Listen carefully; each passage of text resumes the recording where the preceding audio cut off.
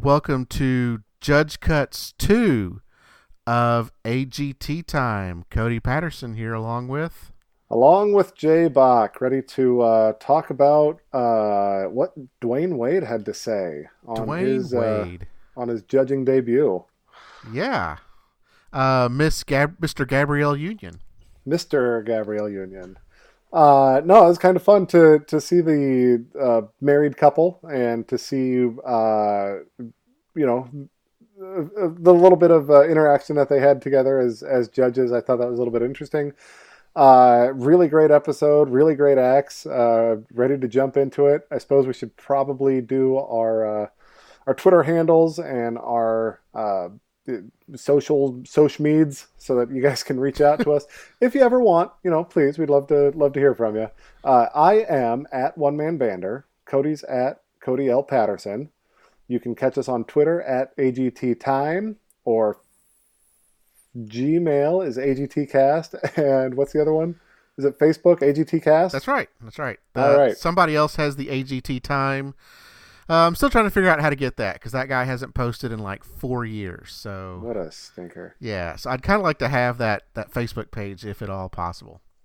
Yeah, well, I've read that, Facebook is a pretty easy way to build a customer base or to build a group of people, have your conversations there. So really, we'd love it if you guys would jump on Facebook, jump on Twitter, your iTunes, whatever. Give us a rate, a review, a comment.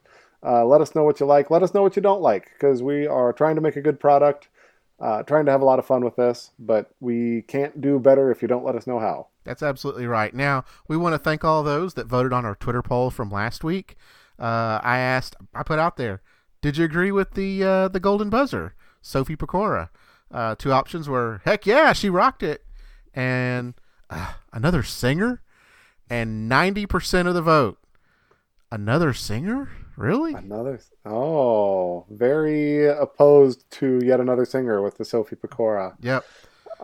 Does it tell you how many total votes we had? We had 10 total votes. 10 total votes. All right. Yeah, so that's a big improvement from the last Twitter poll that we did. Look at us go. Yeah. I do believe the last Twitter poll was a little bit more of a niche thing we're asking people to make a comment on. Is that right? That's right. That was our Brant Steele question.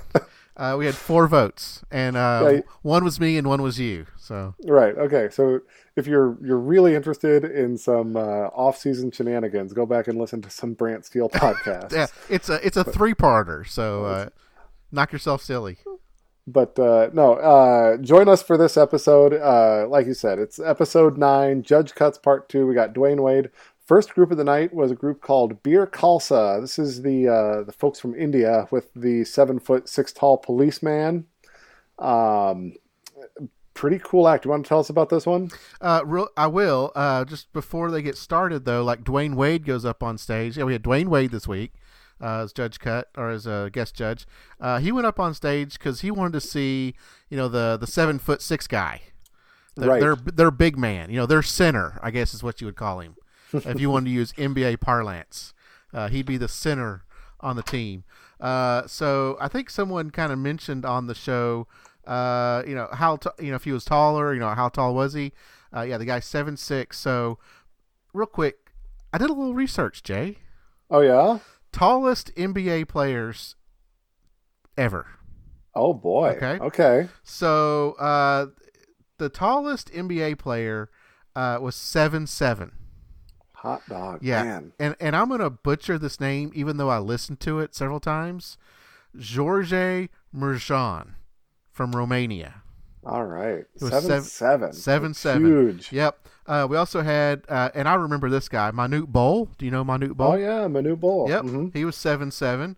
I believe I remember seeing him on Celebrity Boxing with Refrigerator Perry. Okay. Yeah. That would have been about right. He played from 85 to 94. So that would have been about the time. Yeah. Well, I believe the episode was somewhere around the year 2000, 2002 was the Celebrity Boxing. But, okay. Manute Bol, it looked like he just had like pillows on the end of sticks, and and Refrigerator Perry never got to him, but he didn't get hurt either. So yep, it was not It was a very entertaining match. It does seem to stick out in my mind. Now then, two other guys that we're probably very familiar with: Sean Bradley, who played for my Dallas Mavericks. Your Dallas Mavericks. He was 7'6", and then Yao Ming was also 7'6". Oh man, the from China, right? From China, right? Yep. Yes. So, so there'd be a good matchup there if we had. Is it? I don't know if it's Kavijit or Kawijit or which one it is, but we have a good matchup there with 4, 7'6" and above NBA players. Yeah. Dwyane Wade, by the way, is only 6'4". There you go. So yeah, we got to see Dwyane Wade look almost dwarfed next to yes. What's his name? Kamjit or Dwaljit or I don't. Yeah, it's one of those. I apologize to all of our Indian listeners. We're not doing so well on these names. No, lack of exposure. I'm sad to say. Yes.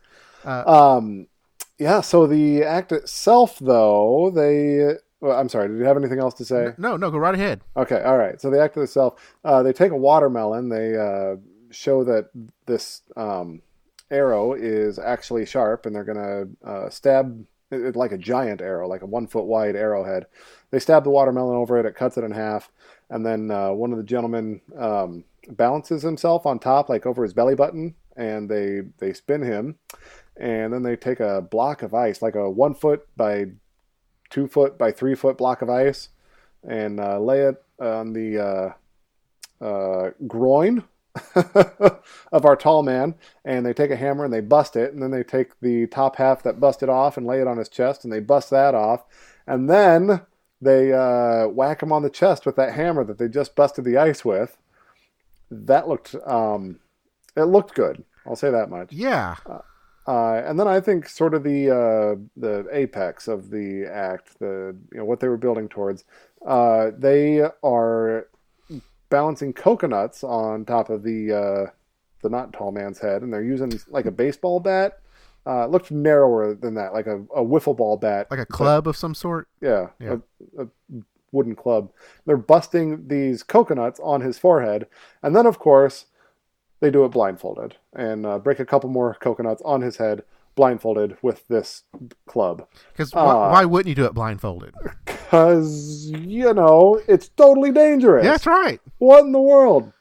I don't know how they do this safely. Yeah, I appreciate that Terry Crews, reminded us not to do this at home. You got to tell people these things, Jay. I don't appreciate that people need to hear that to remember to not try and do this at home.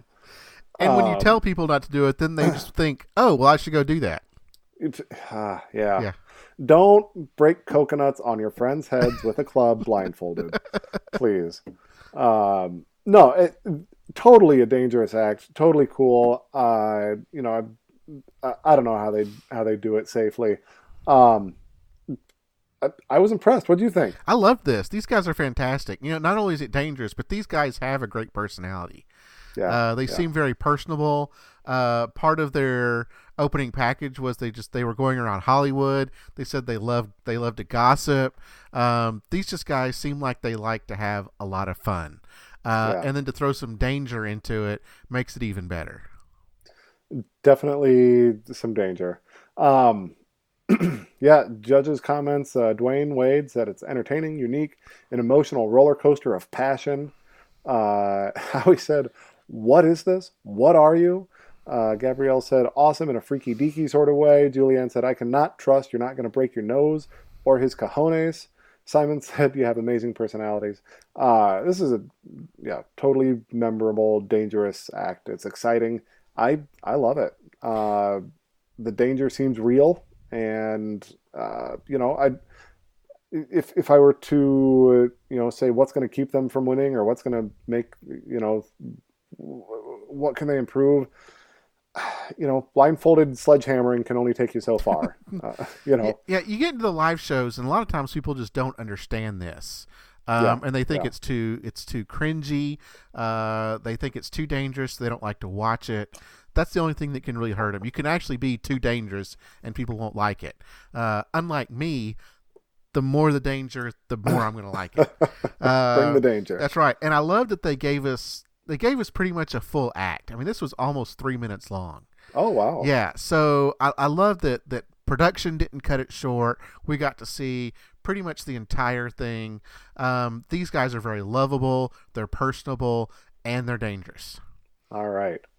Yeah. Well, that's what I've got to say about Beer Kalasa. Beer Kalsa.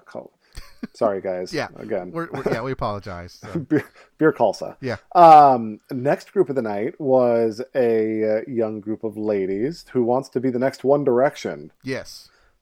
Group of girls call themselves G-Force.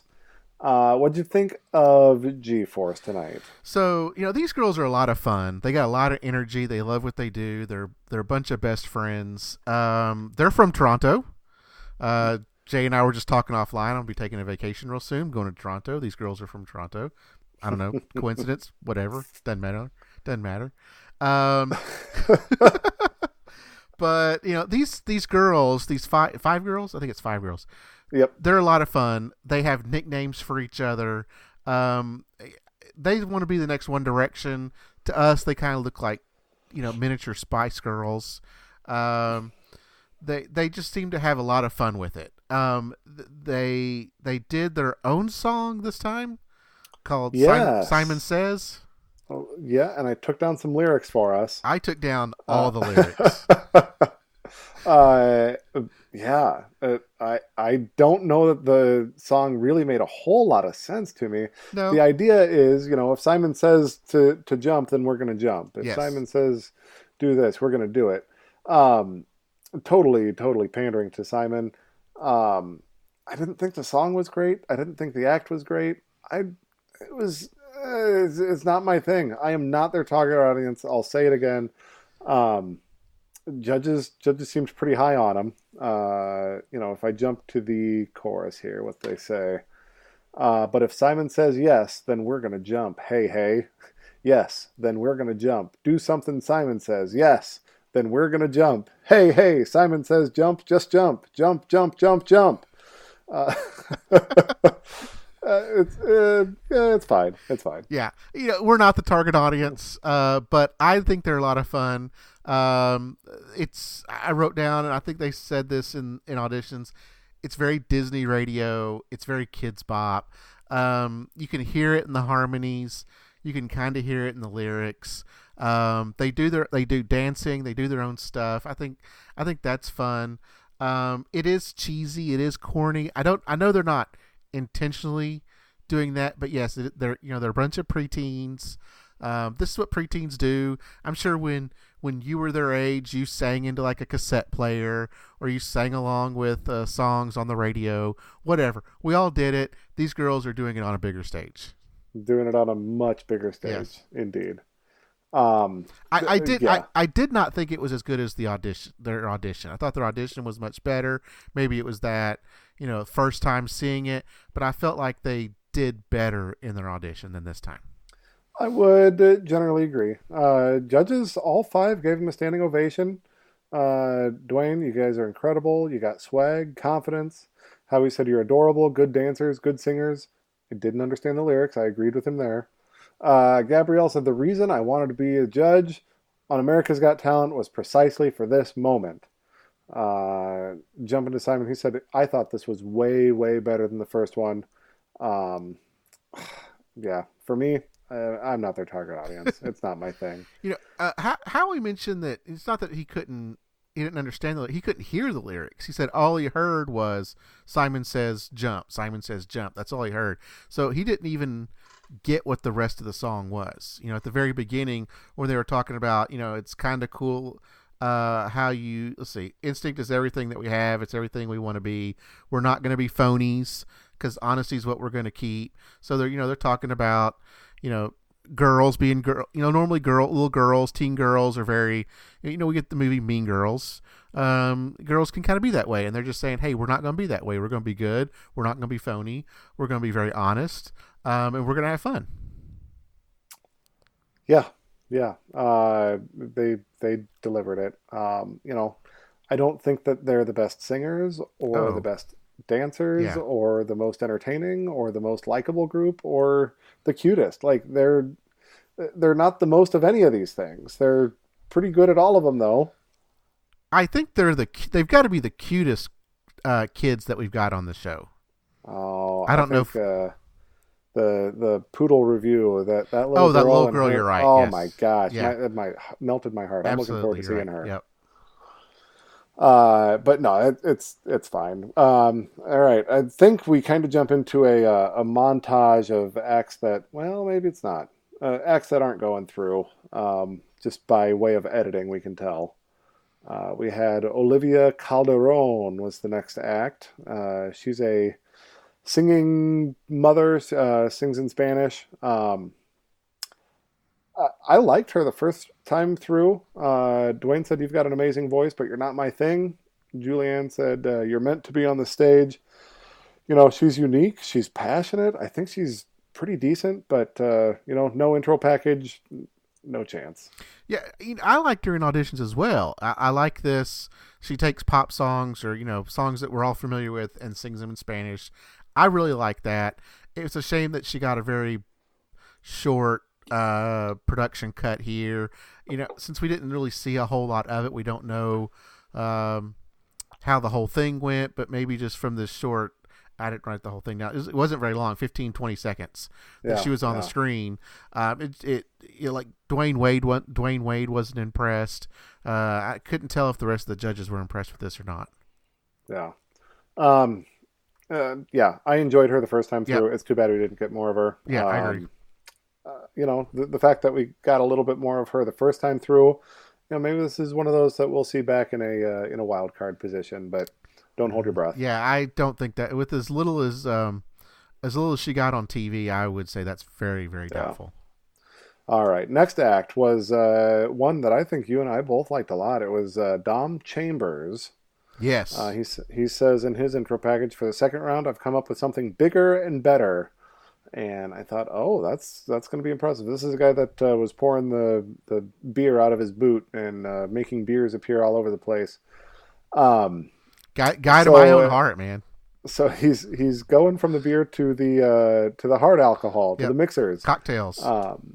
And he has Julianne circle one of the cocktail options off of a menu. And then he goes up on stage and he's interacting with his phone, with Siri on the phone. What did you think of this act? Anytime you can make alcohol appear, you get a yes from me. That's just automatic. But he's got great stage presence. He's got a good personality. He keeps the audience engaged. He brings different things in. Last time he had boots and pilsners and all that. This time he brings in his phone. The Siri trick was kind of interesting because I'm not sure how he got Siri programmed to say all those things. I thought that was kind of cool because he looked like he had an iPhone and Siri was like the words were coming up on the screen. So I thought that was real interesting. And as a tech guy, I'm kind of fascinated by that now. But then, Siri had, was it Howie or... First he had Simon pick a number 1 to 10. That was. And then Howie to name a suit from the card. So they ended up with 7 of hearts. Yep, that's right. And then Siri figured that out. And then Dom pulled the card, or Siri had it folded up on her screen, and Dom was able to pull the card from her screen, the physical card. And the card was, in fact, the 7 of hearts. Yes. Not to be lost in all the excitement here. Yeah. And, a little bit more interaction with the phone. And then he pours a drink from the phone somehow. A tequila sunrise. It happens to be Julianne's drink that she chose off the menu, the tequila sunrise. Yep. So, not the best magic. Siri brought another dimension, a little bit of comedy to the act as well, which I appreciated. Not the best comedy, but pretty good all in all. Dwyane Wade said, "This is the best magic I've ever seen. You're so cool." And to that, Dom kind of geeked out a little bit. He said, "Dwayne just called me cool." Gabrielle said, "I have no idea how you did any of that. You are pure magic." Julianne, mixed panel right now. We'll be deliberating. because Simon had said there's no denying your talent, but for me it wasn't as dynamic as your first. I do kind of feel like this wasn't as dynamic as his first. I kind of agree. Maybe a step down here. It was really good. Not all the jokes landed, but some of them did. The magic wasn't the best I'd ever seen, but I smiled. It was charming. Good use of the technology. It felt friendly. I liked it. When he said that he was going to go bigger and better this time, I was expecting a bigger act, and this kind of felt smaller, really. It did. He only had the one drink this time. He used Siri, a small phone. She was sitting on like a little, I guess maybe a bar, and he was sitting just right there on a stool next to it. I was still fascinated by it. I still enjoyed the act. It did feel a little bit smaller. You're right. But I still enjoyed it. I don't know if I would have been able to tell the difference what a tequila sunrise tastes like. I mean, it sounded like Julianne said, "Yep, I can definitely taste the tequila." So that was maybe been the dead giveaway. And I'm not sure what other options were on the page or not. Yeah, I don't know. Maybe they were all tequila based. I don't know. Yeah. I did like. We also got just like with Beer Kalsa, we got a full act 312. Okay. Yeah, so we're seeing some full length things here. I guess they can do that when they cut short. Olivia Calderon and some of the other ones here we'll see in a minute. They can give some of these other acts way more time, which kind of tells us we're going to send these on through. We want you to get familiar with these people. Do you think he's going to do something alcohol themed for his first live performance? I think he's probably going to do that for every performance. I would hope that that's kind of his thing. He's from Australia. Yeah, he is. Yeah. Not saying Australians. I mean, I'm sure there are Australians that love their alcohol. I'm not saying they're all alcoholics or anything. But I'm just saying that's probably his thing, and it keeps people, especially your adults, more engaged when you kind of bring something like that in. It makes it more genuine. He handed each one of the judges in the audition a beer, lets them actually taste it. Look, it's real. It's not fake. Julianne got to drink the tequila sunrise. It's an actual alcoholic drink. Yep. So it makes it more real. Yeah. It'll be interesting to see if he does stick with that and what that would mean for his next act. If you're going from beer to the heart, I don't know where else you might go with it, but I could imagine a margarita showing up. I can only hope. Yes. All right, next act of the night. Man, it kills me when they do this. It was a guy named Matt Ricardo. He's a 49-year-old magician, danger act. Not sure exactly what he is. He's an entertainer. I wrote down danger act. I think that's what they said. He comes out on stage, and the judges are like, "Oh yeah, Matt Ricardo. You remember Matt Ricardo, right?" To which America says, "I don't even a little, because they didn't show him." They had a flashback, which was flashing back, not a flashback for America. But we saw him with a knife, like stabbing it between his fingers, dot, dot, dot, dot, dot, dot, dot, dot, dot, dot, dot, back and forth between the fingers. Which I would have loved to have seen him do that. Yeah, it would have been cool to see. I would love to have seen that audition. Yeah. So in his actual act, he cuts a carrot with his knife, and then he accidentally cuts his arm. Turns out it was a trick knife. And then he, on his table there, he's got, I don't know, his thing set up, and he pulls the tablecloth out from underneath everything, and he did a trick that I'd never seen before. He puts the tablecloth back underneath everything. I thought that was a pretty cool trick. I liked that a lot. Yeah. Howie said, "You're a showman. Your gamble pays off." That's all that we got from the judges. That's all that we got from his act. Did you time this one? 32 seconds. I wish. Entire seconds. 32 seconds. Okay. Yep. I wish we would have gotten more from this. Yeah, he seems really cool. I would like to have seen more likable. of this act. I think he's totally entertaining. Not necessarily winning material. If he were the world's greatest knitter, no matter how good he is, He's still someone who knits, and that may not win the show. So, as good as he is, it just isn't fantastic. Yeah, so Lamont Landers, and we've seen him before. He was the guy in auditions where Simon gave him, I think, 3 chances to come back and do this audition. He started out singing. Simon told him to stop. He completely disagreed with Simon and thought he was doing a fine job. And the Simon and the judges like, dude, you need to listen to Simon. Take a moment, go find another song, come back later today. We'll give you another shot. He finally did, and they put him through. He came out today, and Simon actually whispered, I'm not going through a second or third song with this guy again. So he sang Walk Me Home by Pink. Are you familiar with the song? No, I'm not. No, I'm not either. It doesn't seem like a song. I mean, I guess it could be a song that Pink would sing in this style. It was very acoustic with just him and his guitar. It was all right. I didn't think it was anything special. Yeah, I didn't think it was anything special. It felt pretty normal. Yeah. He wants to be a soul funk R&B singer. I wasn't taken with him. Dwayne said, your voice is unassuming. Gabrielle said, last time you gave us more cocky, this time you gave us more layers. Julianne said, your voice is so special and unique, but it doesn't fill the space, but you have phenomenal talent. Simon said, I'm going to be really, really honest. I like your voice, but it left me with nothing. Not glowing praise from the judges. I kind of felt like it was a yawn for me.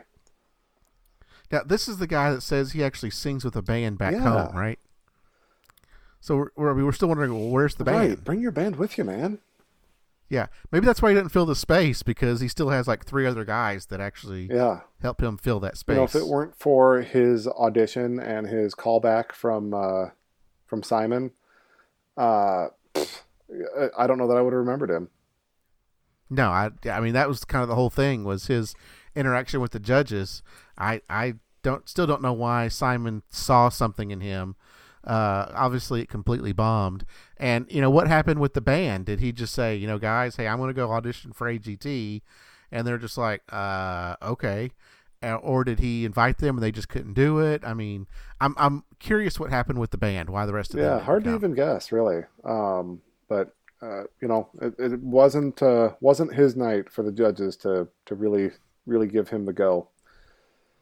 Yep. Next act of the night, this was one of my favorites from all of auditions, was Adeline Bates. She's the 63-year-old grandma. She sang Unforgettable, both the Nat King Cole and the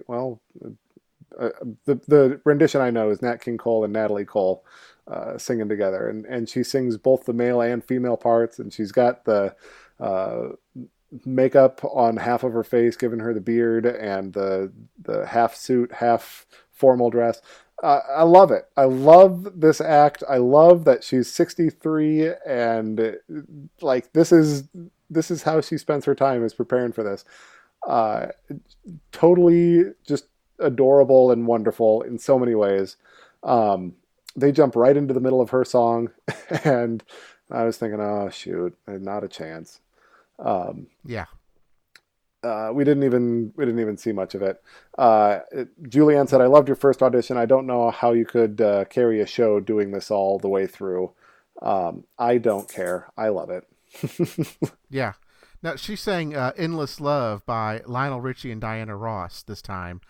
And I feel like we only got the Lionel Richie part. Right. They didn't show us much. And, like there's some of these acts, I can enjoy their quirkiness, their weirdness, but like I love this like in a not ironic sort of way. I just think that Adeline Bates is fantastic. She is. It's not. We haven't seen many people on this show that can do 4 octaves. So I love that she could do both parts. I think she could do. I don't know if she could do a full show, but she could probably do 2 or 3 songs, maybe lead into somebody, maybe an opening act of some sort. But her repertoire would be very limited because she'd only do these duets with male, female voices. I enjoyed it. I wish we Yeah, could have no seen more. doubt that we won't see her again on America's Got Talent, but man, her star shined bright for me while she was here. Yeah, and she got a raw deal at 12 Yeah, seconds. yeah. Um, Yeah, and some of that was judges like talking, like they intercut the judges giving her the feedback while she was still right, singing. right. They're already telling us that she's not going through, and she hasn't. Yeah, I don't really care for the judges' comments in the middle of the acts. We definitely won't be getting any of that when we get to the lives, I guess. But Right. man, yeah, all Adeline Bates. It's too bad. Another one that we kind of just jumped right into was the next act of the night. Michael Paul. He was the um, bird trainer ventriloquist, Yeah. and he put his birds away, and we got kind of a grandma track star figure here. Um, Again, how much time did they give Michael Paul tonight? 20 20. seconds. So he got more than Adeline Bates at least.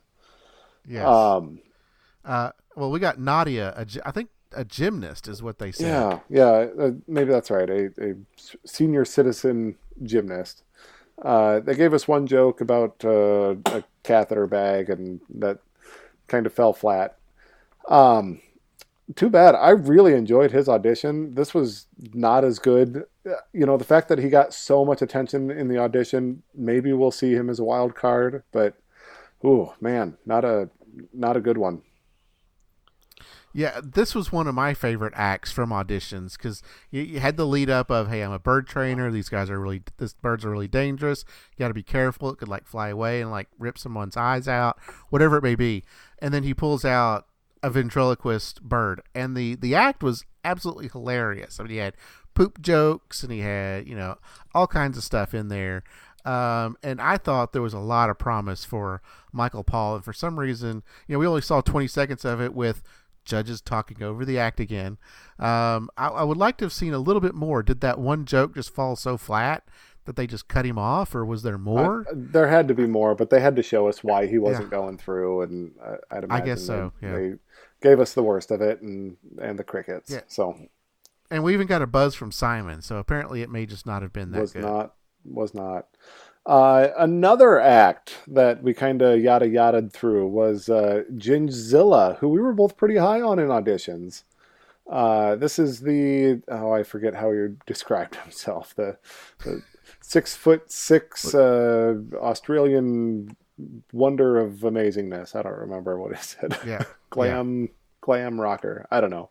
Ginzilla. Um, how much time did they give Ginzilla?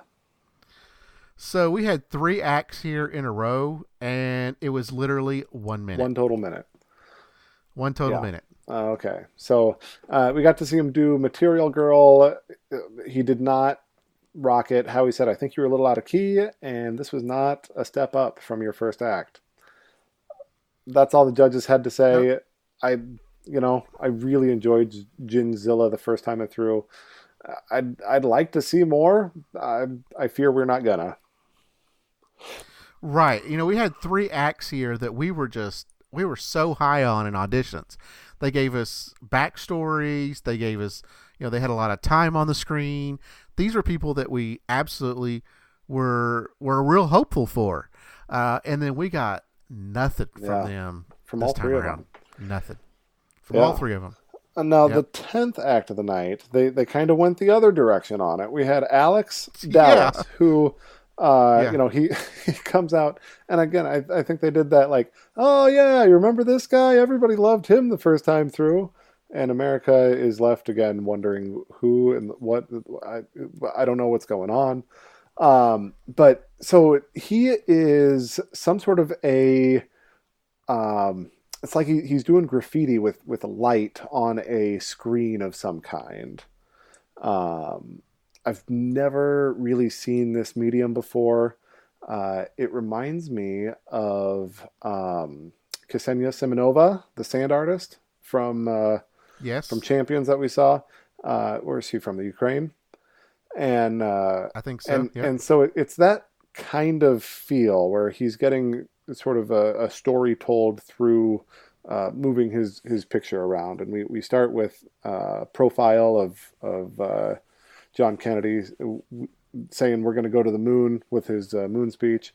We get this rocket launch, and he draws an outline of Earth, and the rocket circles the Earth, and the Eagle has landed, and we get the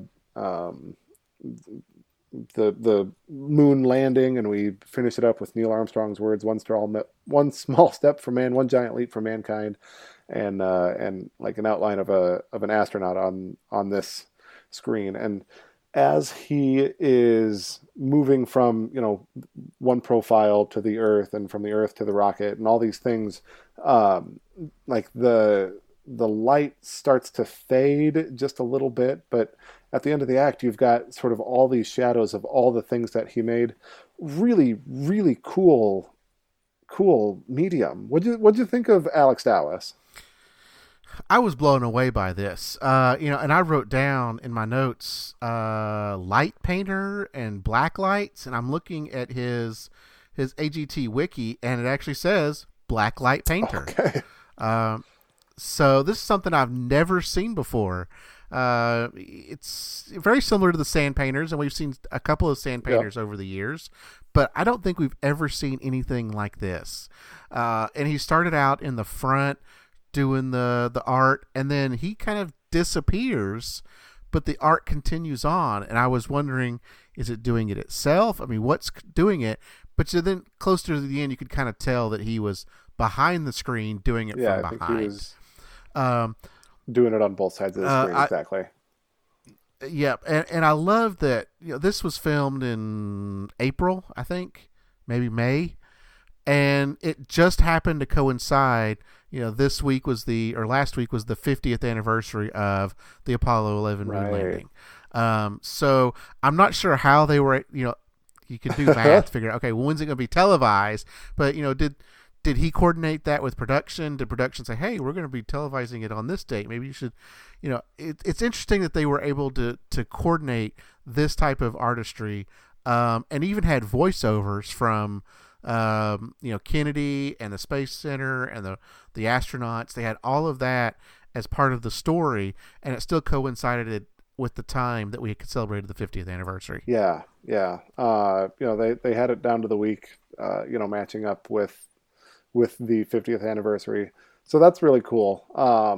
I was really taken with this act.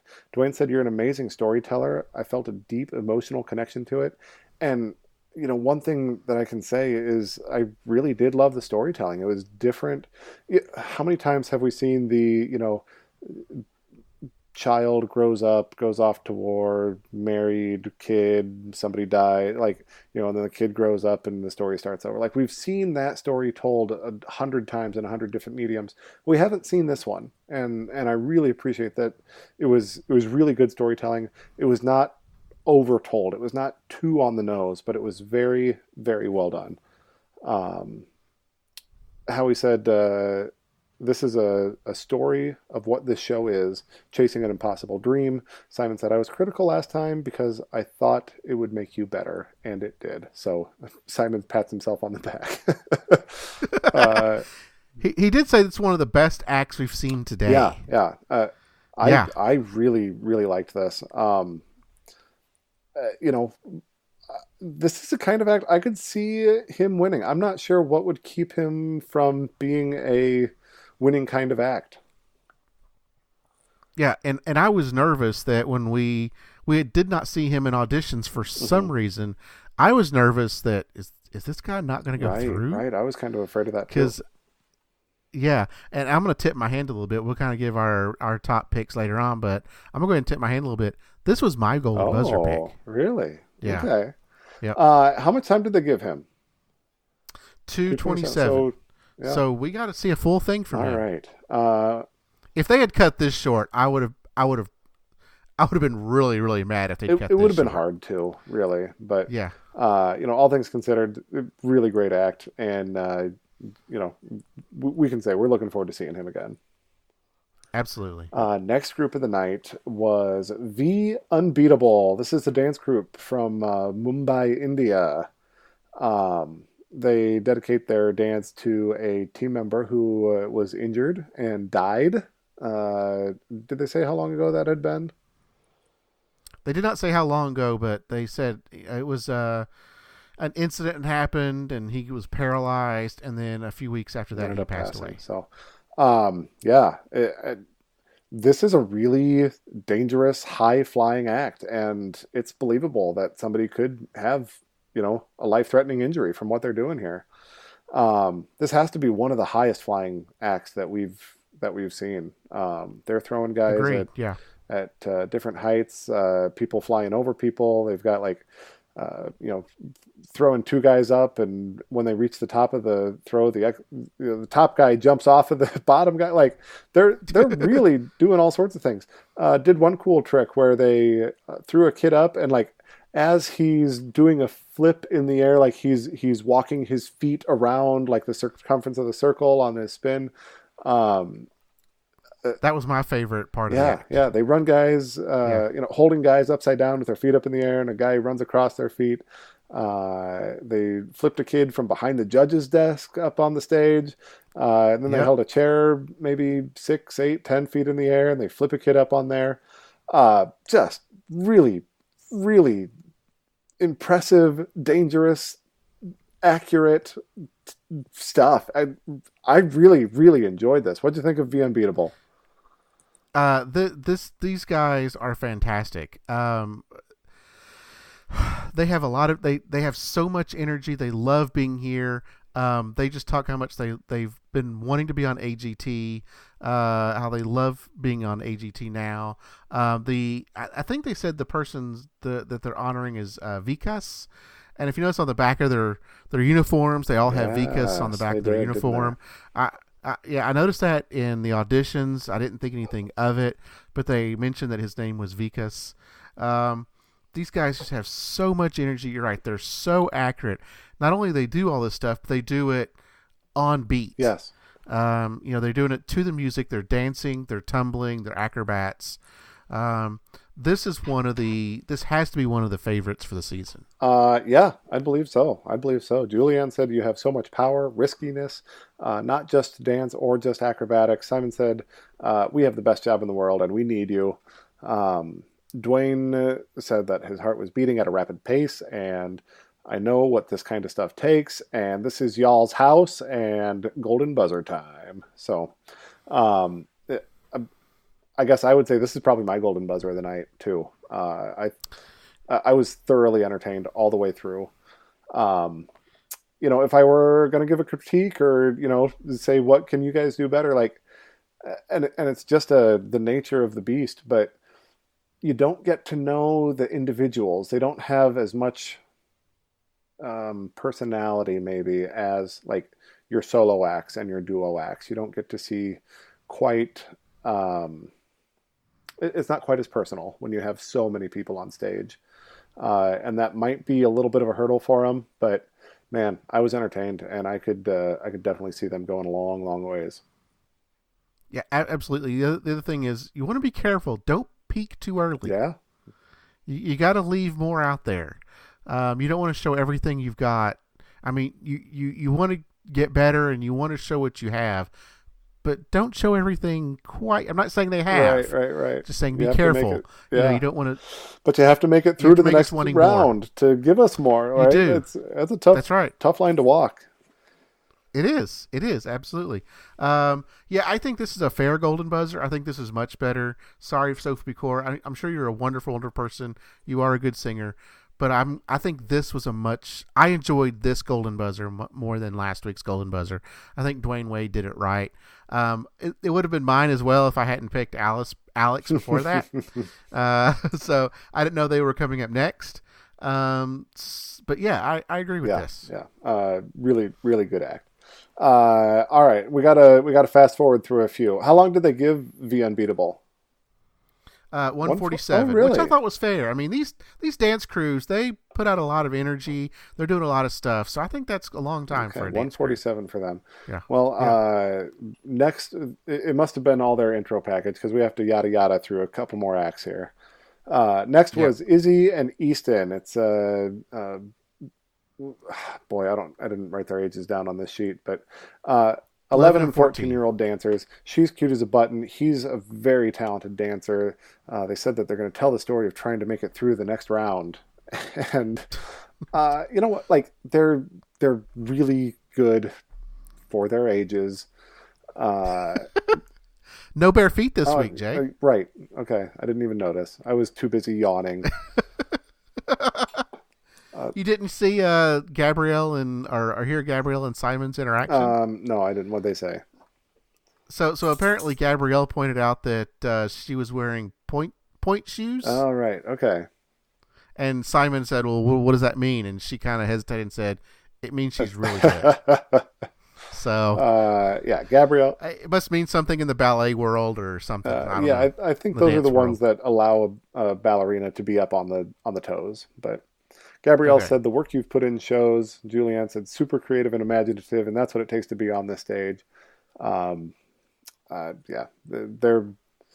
They did not get attention from the producers, and I'm ready to talk about the next act myself. Yep. This was a Dem show, and they tell us they're going to do like a night at the museum theme. So we've got was it a Native American and a cowboy, and I'm trying to picture it in my head, but you know these were the guys that had like the Mortal Kombat theme on their first one. Yes. Lots of contortionism and a lot of that stuff.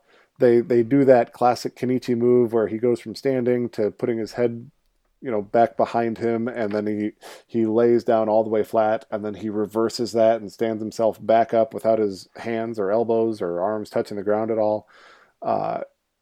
Really cool move. We've seen it, unfortunately, but a really cool move. Lots of twisting bodies. It's really too bad that they kind of yada-yada'd through this, because I would have liked to see this whole act. Agreed. I didn't even write down the time. I wish I had, but yes, it was very short. I love these guys from the auditions. They even gave them a whole backstory. Each person had, or each character had a name. They gave a lot of time to this act in auditions, and to kind of just sweep them to the side and just say, "Oh, they're doing a night at the museum performance," and then nothing else was really disappointing, because I really like these guys too. I you know. Dwyane said it was an incredible story, and the story you told was amazing, and we didn't get to see the story. You know, I didn't get to see how they told that. So a little frustrating, all in all. We liked them the first time through. Man, so be it. Yeah. To be fair though, I don't remember a lot of like fighting and martial arts and acrobatic stuff in Night of the Museum. I do feel it's more for Mortal Kombat. That's probably the correct movie. So maybe the type of movie that they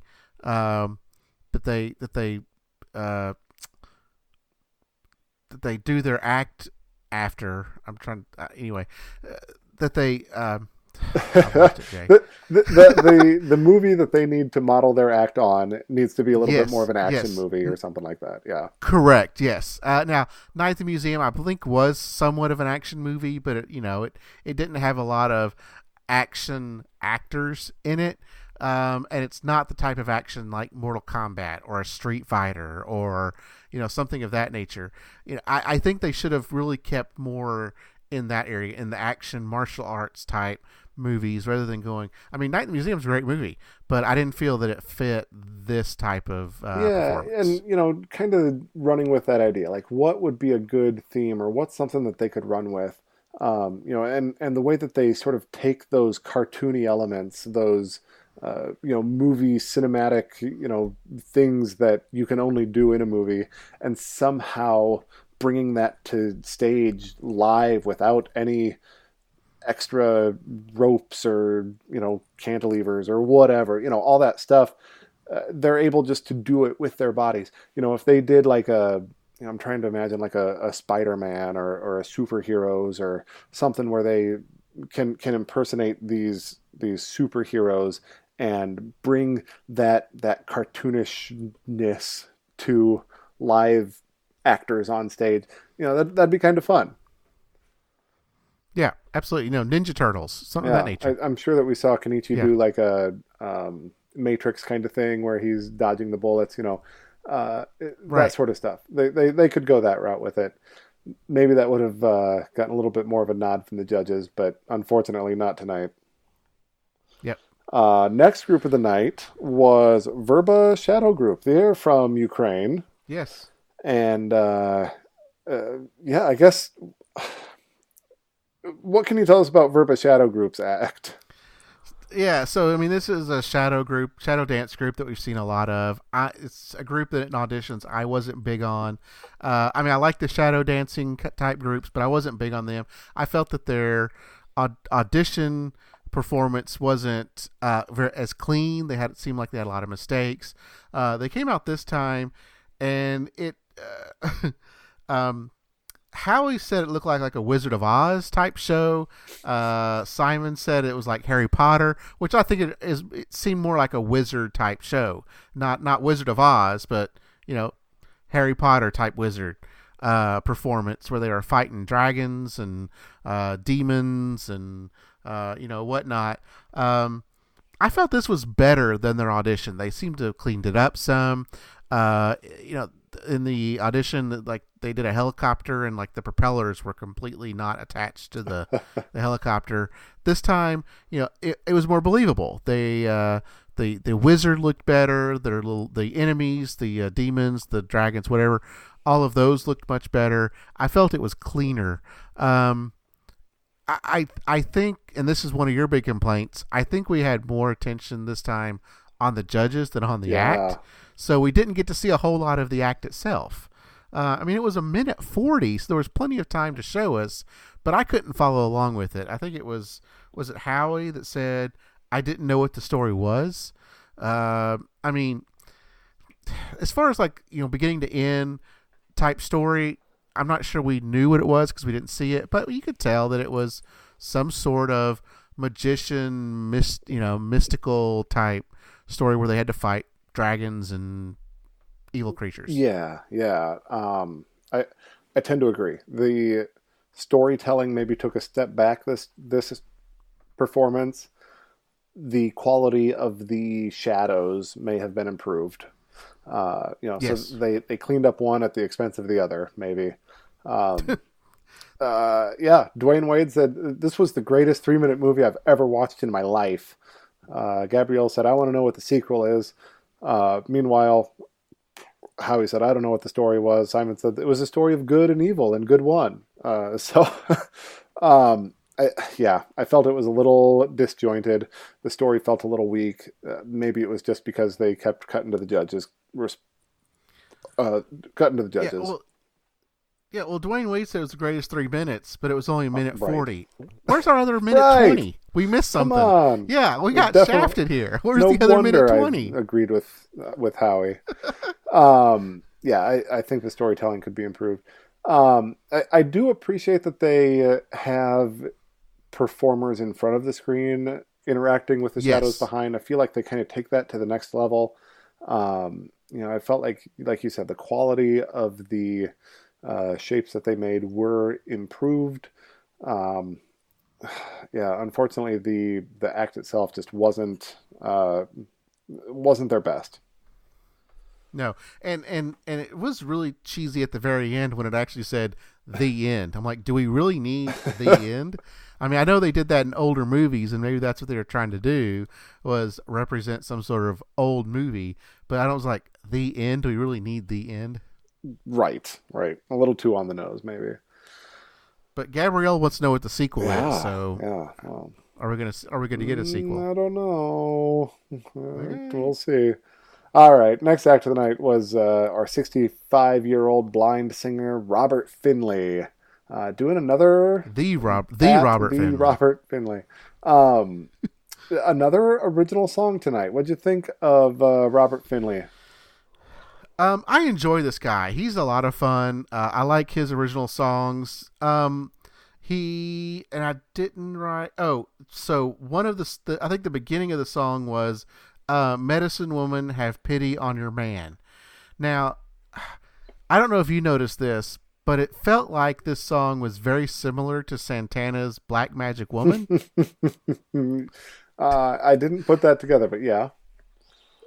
Okay, it kind of had that same tone and feel. Even the words seem very similar.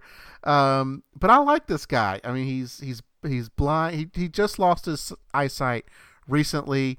But he sings what, blues and soul and that type. Yeah, yeah. He's got just this really earthy, gravelly sound to him.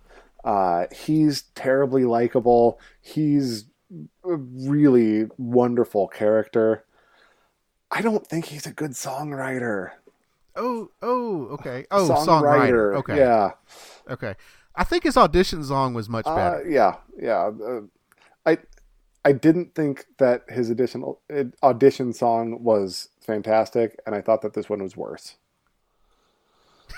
Okay. Um, Sorry at the Robert hey, Henley. tell it like it is. You know,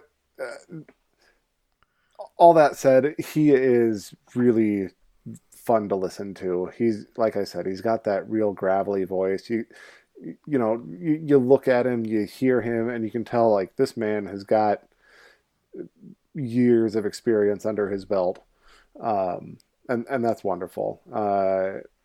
Dwyane's comments, he said two things: one, can we adopt you? And two, thank you for showing America to never give up on your dreams.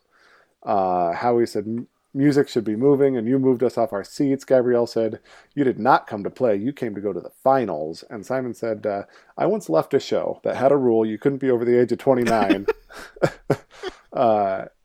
And he thought this isn't that his show? yeah, it is. Yeah, and he said okay. this is better today than his first performance. Man, maybe I think as a general rule, I like to hear original songs, or songs done at least originally, but maybe I'd like to hear him do something not original. Yeah. I mean, I'm with you. I like original songs, but it still has to be a good song. I also enjoy not original songs done in an original way.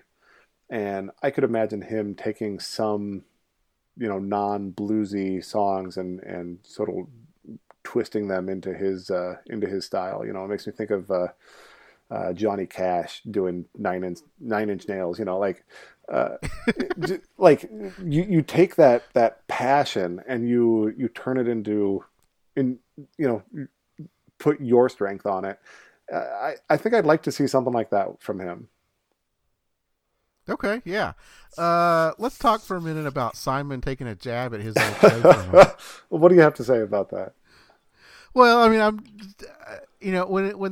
I'm guessing he's talking about American Idol. That's what I think so too, yeah. Okay. I want to make sure we're on the same page here, Jay. So that was kind of one of my big questions when Idol was on. I'm like, well, where are all the old people? Why is it all like 16 to 25-year-olds? Where are the people that have been in the business for 15, 20 years? And someone said, yeah, they don't let old people. There's an age limit. There's a lower limit and there's an upper limit. And I was like, well, that's dumb. That's one of the reasons I like American Idol is that not American Idol, AGT, anybody can go on there. And we've seen a 3-year-old DJ all the way up to like, the 84-year-old hand balancer. Yeah. So anybody can go on AGT. That's one thing I love. So it's interesting that Simon takes a jab because I thought American Idol was part of his network. I believe it is. But okay. Yeah. Shouldn't he be the one to make that rule? Maybe that was his rule, and it serves that show fine. I do believe I made a comment, maybe even a few episodes ago, that I'd be okay with them saying, we're going to cut the lower limit and the upper limit off here, and really show us the best in the world, and not just the best in the world for their age. Well, and people would argue with you that, well, if you want the best in the world, then you need to allow anybody in, because they could be the best in the world and they happen to be 3 years old. That's possible. Yeah. Yeah. So I just thought that was a funny thing. That's one of the things I enjoyed the most about tonight's show. I did get a chuckle out of that, Simon taking a jab at his old show. So all right. Next act of the night, we ready to talk about duo fusion? Yeah. How many? First off, Jay, how many acts are we going to get that are acrobatic or hand balancing or something where it has duo in the name. 7. At least. Okay. I don't know. It's It seems like all these acts, especially if it's a husband-wife act, it's all duo something. Maintenant, duo fusion. There was at least one more already this season was a duo something too. This is a hand balancing act. Duo transcend. Yep. Hand balancing act from Orlando, Florida. This was another one that we did not see their audition, right? Nope. And we didn't see much of them this time. How many seconds did they give us? 52. It was enough for them to do one really cool trick. So I'll try to explain the trick. He stands up on a chair and he's got his feet like strapped into the seat of the chair, and he lays himself back. So his knees are over the back of the chair and his back is flat on the ground. She flips upside down, balances hand to hand with him, and then he stands himself up from flat on his back with his feet, up maybe a foot, 18 inches off the ground. I'm not sure how high. But he moves his body over the back of the chair to a standing position. That's totally incredible. All around. Julianne said that last trick you did, never seen anything like that before. That's what this show is for. I totally agree. I'd love to see more of it. I think I paid more attention to this act's opening package where they flashed back to auditions than I did the actual performance for Judge Cuts, because they made a big deal that she did a lot of, well, not a lot, but in part of their performance audition, she held him up. I did see that in their package, yeah. So, I was hoping to see some of that, but again, they only gave us 54 seconds, you said? Yeah. Not enough time for that. We got to move on to Valerie Sassafras. Valerie Sassafras. Oh, man. Valerie Sassafras is a 66-year-old lovely, lovely lady who's just got all sorts of life oozing from every part of her being. With a giant sequined eye on her. Yeah. So in her audition, we get a flashback to her audition, which, again, America did not get to see. She does a song called Girls Night Out. Oh, wait. Wasn't that this song as well? Oh, yeah. She also tonight did Girls Night Out, this time with backup dancers. And a remix. I did not take the lyrics of this song down. I'm sorry. But Girls Night Out, Girls Night Out, Girls Night Out. Did you take it down? Oh, I did not. No, that's just what I remember her singing. So. Well, at the very beginning, she said, I'm horny and I'm lazy. And Gabrielle said, you had me at I'm horny and I'm lazy. I think we just got our opening part to the podcast. Thank you, Jay. I appreciate that. Dwyane Wade said, Valerie Sassafras is my wife's spirit animal. Simon said, I thought the first audition was better. I don't know. Is this entertaining? Were you entertained? No, I would have been more entertained in auditions. And I think every year they kind of do this. They put one kind of silly act through. I think back, it may have been season 11, where Nick was still on. There was one elderly lady that they put through as well, to Judge Cuts. And, she gets Judge Cuts and then just completely, kind of does the same thing. And, it's fun to watch, but it's not something, you're kind of watching it in jest. It's not a serious talent, but it's still kind of one of those things that's fun to watch. I didn't even think this was that fun to watch. Yeah, it just wasn't that great. Some of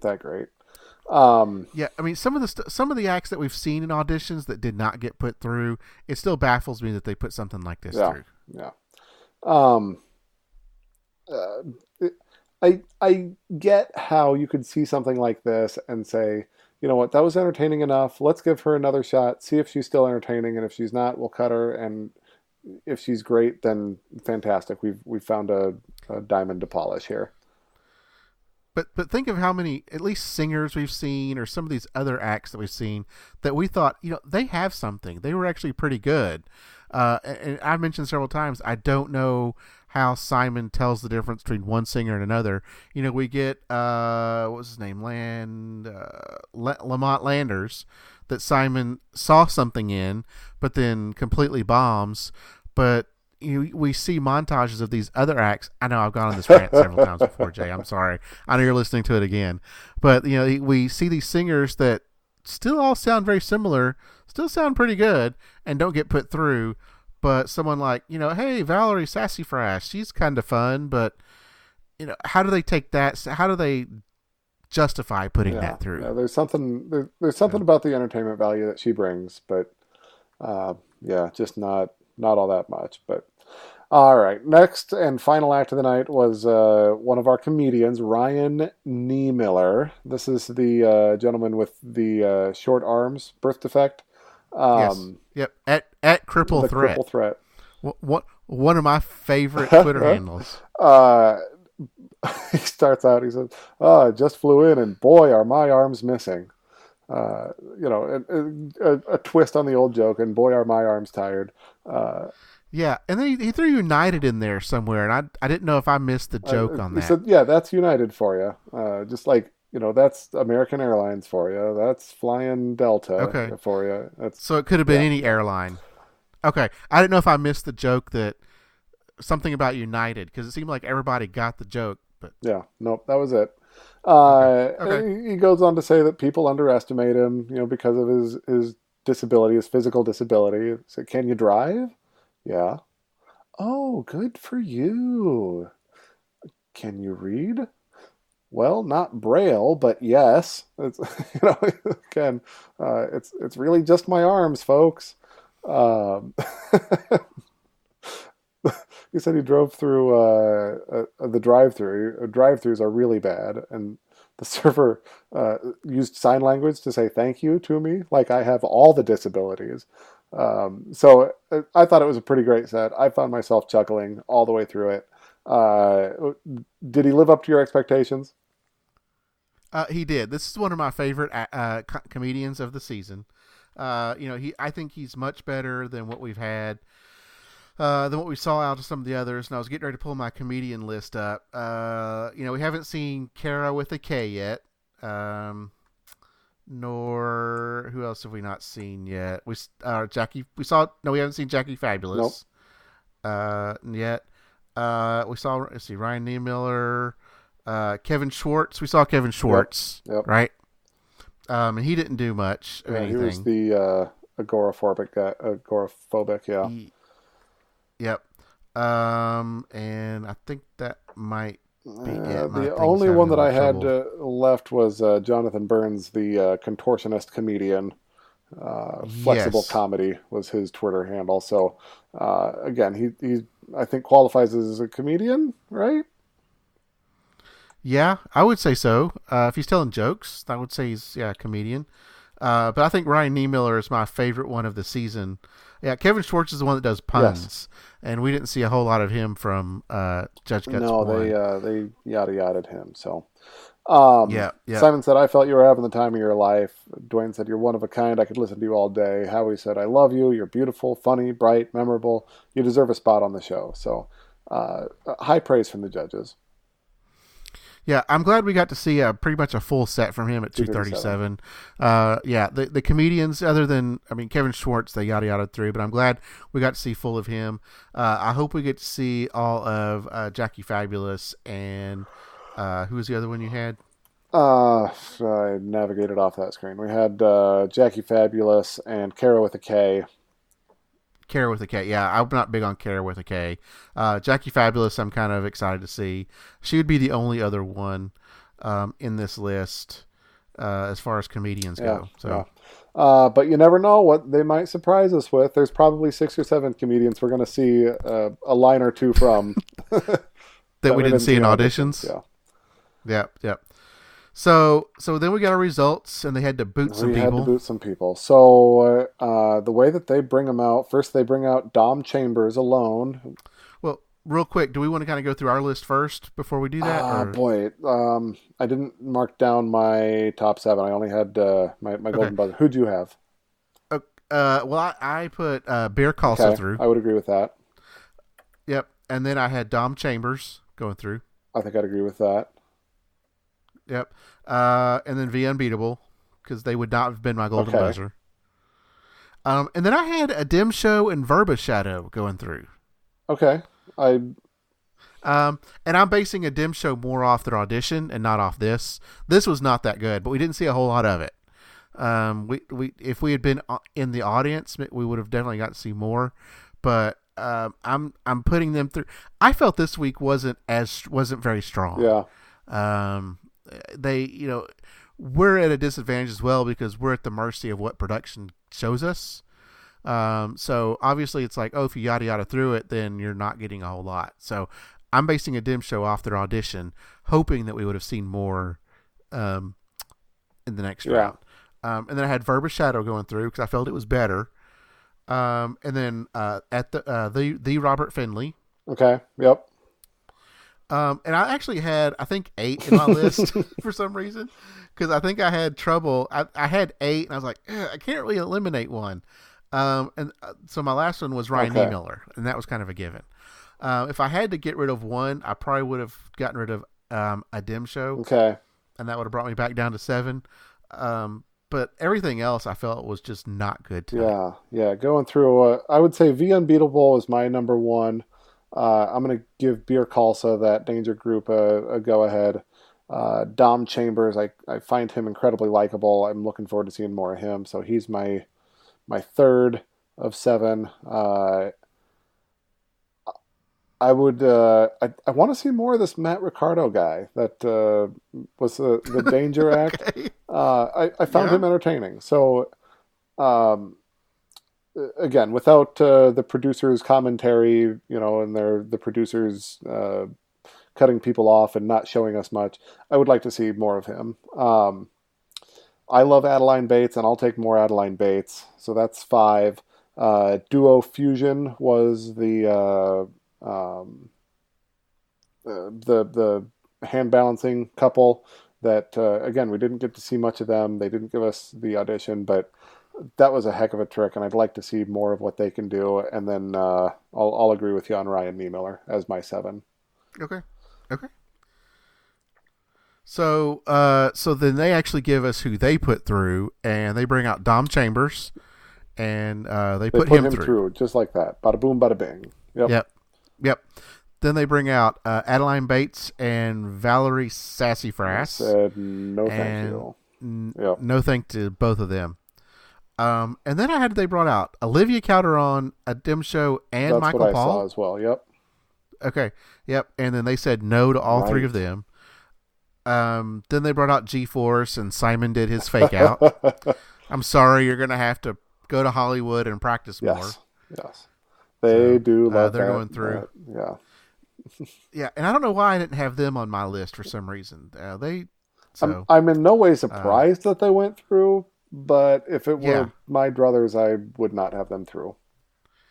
Yeah, and one of the only reasons I think they did, I think they are good, they are cute, they have a lot of energy, they're a lot of fun, but I think they're also trying to keep that demographic watching. Sure.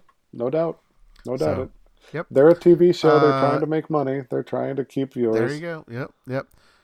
Then we had Verba Show and Izzy and Easton, and they said no to them. So we've got 1, 2, 3, 4, 5, 6, 7 eliminated, and 2 going through at this point.